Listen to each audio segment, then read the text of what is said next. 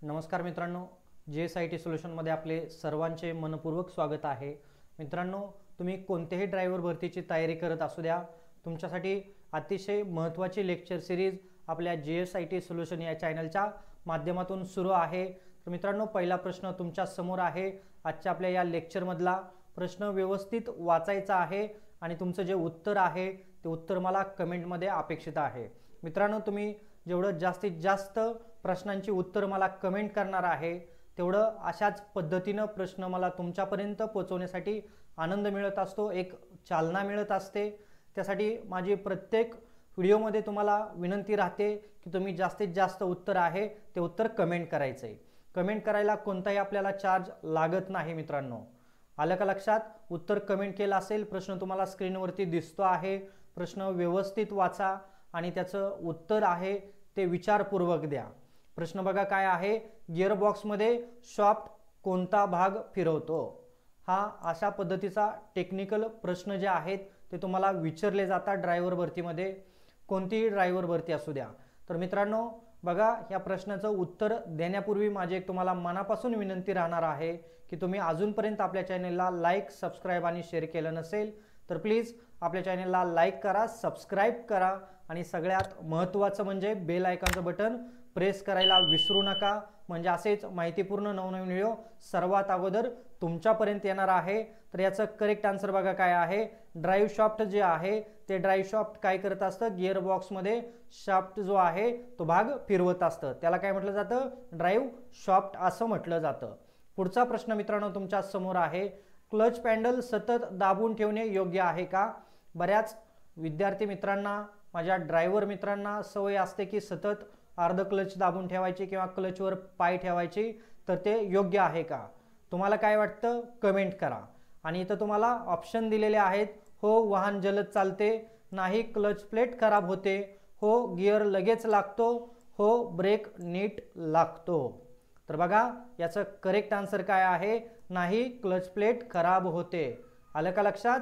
पुढचा प्रश्न मित्रांनो, वाऱ्याच्या वेगाने प्रश्न येत असतात, काळ ही कोणासाठी थांबत नाही, त्यासाठी आपल्याला काय करायचे, प्रत्येक वेळेला आपले जे काही ड्रायव्हर भरतीचे प्रश्न येतात, तुम्हाला नोटिफिकेशन येत असेल ते नोटिफिकेशनमध्ये जायचं आहे आणि आपली ही जे काही लेक्चर सिरीज आहे त्याच्यातील 10 मिनिटाचा वेळ काढून तुमचे हे जे काही प्रश्न आहेत ते प्रश्न पाहायचे आहे, म्हणजे तुमची तयारी कशा पद्धतीने झालेली आहे हे तुमच्या मनाला देखील समजणार आहे।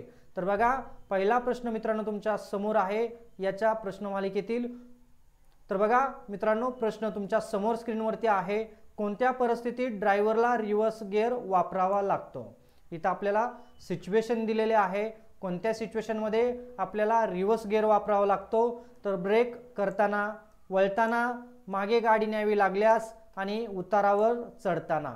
असे काहीतरी वेगळेच प्रश्न आपल्याला दिले जातात, वेगळेच त्याचे ऑप्शन दिले जातात आणि आपल्याला इथं फिरवण्याचा किंवा बोलवण्याचा प्रयत्न केला जातो। तर आपण उत्तर जे आहे ते उत्तर आपली बुद्धी, आपलं मन सतत समोर स्क्रीनवरती ठेवायचं आहे। परीक्षाही देताना अशाच पद्धतीचे स्क्रीनवरती देखील तुम्हाला प्रश्न असतात, एक्झाममध्ये सेम हीच सिच्युएशन असते।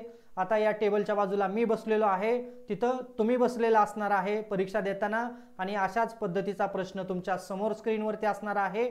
त्यावेळेला मन शांत ठेवून तुम्ही कोणताही विचार न करता त्याचं उत्तर द्यायचं आहे आणि उत्तर काय आहे, मागे गाडी न्यावी लागते, त्यावेळेला काय करावं लागतं, ड्रायव्हरला गिअर रिव्हर्स जो आहे तो वापरावा लागतो। बघा पुढचा प्रश्न तुमच्या समोर आहे, कॉन्स्टंट मेश गिअर बॉक्समध्ये गिअरचे फंक्शन काय आहे? असा जरा विचित्रच प्रश्न आहे आणि पूर्ण टेक्निकल प्रश्न आहे। कॉन्स्टंट मेश गिअर बॉक्स, त्याचं जे फंक्शन आहे गिअरबॉक्स मधले त्याचं काय विचारलंय आपल्याला की ते काय काम करतं गिअरबॉक्समध्ये, तर हायड्रोलिक पॉवर तयार करतं, सर्व गिअर कायम जोडलेले असतात, गिअर वेगळं ठेवतं किंवा फक्त रिव्हर्ससाठी वापरलं जातं। बघा असाच प्रश्न येतो आणि आपला मार्क घेऊन जातो किंवा एकतर आपल्याला मार्क देऊन जातो। तर मार्क घ्यायचा असेल आपल्याला तर अशा पद्धतीच्या प्रश्नाचं उत्तर कमेंट करायचं आहे, सर्व गिअर कायम जोडलेले असतात। कॉन्स्टंट मेश गिअर बॉक्सचे फंक्शन मध्ये सर्व गिअर एकमेकांना जोडलेले असतात। चला पुढचा प्रश्न वाऱ्याच्या वेगाने तुमच्या समोर ही आपली एक्सप्रेस आहे, कुठेही थांबत नाही. अशाच पद्धतीचे प्रश्न रोज तुमच्या समोर येतात. गिअर बदलताना कोणत्या भागाची योग्य समन्वय आवश्यक आहे? बघा इथं आपल्याला समन्वय ठेवायचा आहे. कोणत्या भागाशी ज्यावेळेला आपण गिअर बदलत असतो त्यावेळेला कोणत्या भागाशी समन्वय ठेवायचा आहे त्याचे ऑप्शन दिलेले आहे. ऑप्शन व्यवस्थित वाचा मित्रांनो. तुम्ही ऑप्शन व्यवस्थित वाचणार, प्रश्न व्यवस्थित समजून घेणार तर तुम्हाला त्याचं उत्तरही व्यवस्थितच देता येणार आहे. कारण आपण काम करत असतो आणि आपल्याला सरकारी नोकरी मिळण्याची अपेक्षा असते, त्यामुळे आपण सतत ड्रायव्हर भरतीचे फॉर्म भरत असतो. तर बघा तुम्ही वेळ काढायचा आहे, आपले हे प्रश्न व्यवस्थित सोडवायचे आहे. असं समजायचं की आता मी एक्झामला बसलेलो आहे आणि एक्झामसाठीचे आलेले 10 प्रश्न मी 10 मिनिटाच्या आतमध्ये सोडवणार आहे, की जेणेकरून माझं या ठिकाणी नक्कीच सिलेक्शन होणार आहे.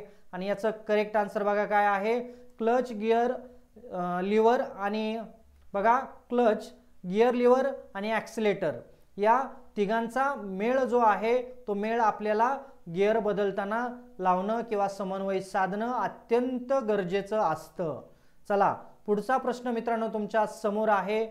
गिअरमध्ये गाडी चालवताना क्लच दाबल्यावर इंजिनवर काय परिणाम होतो? बघा आपली गाडी गिअरमध्ये आहे आणि आपण गाडी चालवत आहे आणि अचानक क्लच दाबला तर त्याचा इंजिनवर काय परिणाम होतो? इंजिन बंद होते, इंजिन गती वाढते, इंजिन गती कमी होते, इंजिन व गिअर यांचा संबंध तुटतो.